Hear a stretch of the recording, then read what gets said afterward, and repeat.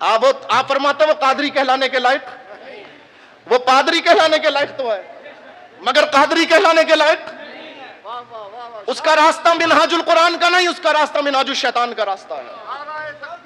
اللہ اکبر۔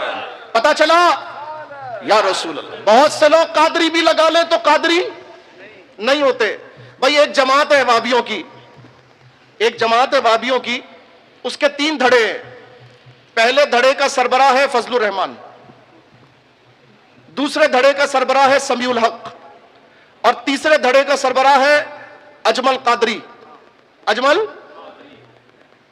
بتاؤ وہابی جماعت ہو اور سربراہ قادری ہوگا؟ جماعت وہابی ہو، اس کا امیر قادری ہو سکتا ہے؟ بھئی قادری امیر تو دعوت اسلامی کا ہو سکتا ہے، بھئی دعوت اسلامی کا امیر قادری ہو سکتا ہے، جماعت اہل سنت کا امیر قادری ہو سکتا ہے، تحریک لبیک کا امیر قادری ہو سکتا ہے، لیکن وہابیوں کا امیر قادری نہیں ہو سکتا نا، مگر ہے۔ تو اب کیا کریں؟ وہ بغداد والے کا مرید قادری ہے؟ نہیں جناب، جب تحقیق کی تو پتا چلا قادر پور کا رہنے والا ہے۔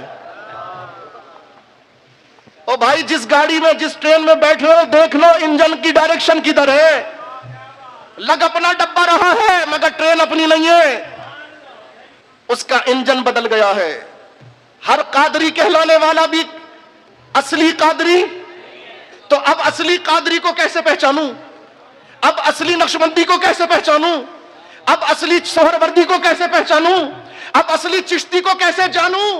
تو اعلیٰ حضرت رحمت اللہ علیہ سے محبت کرنے والے علامہ خادم حسین رضوی رحمت اللہ علیہ نے اپنی نقشبندیت کو رضویت کے تابع کر کے یہ بتا دیا کہ سچا نقشبندی بھی وہی ہے جو پہلے رضا کا ماننے والا ہے، سچا قادری بھی وہی ہے جو پہلے امام احمد رضا کا ماننے والا رضوی ہے۔ عشق و محبت، عشق و محبت، اعلیٰ حضرت، عشق و محبت، عشق و محبت، عشق و محبت، عشق و محبت، اعلیٰ حضرت۔ تو کل بھی میرے امام کا نام عقیدے کی پہچان تھا، اور آج بھی امام احمد رضا کا نام اور ان کی نسبت عقیدے کی پہچان ہے۔ کل غیر کو پہچاننا تھا تو امام احمد رضا کا نام لیا، آج اپنوں میں سے اپنوں کو پہچاننا ہے تو بابا خادم حسین رضوی کا نام ہے۔ اگر بابا خادم حسین رضوی کا ماننے والا ہوگا تو سیدنا امیر معاویہ کا گستاخ ہو ہی نہیں سکتا۔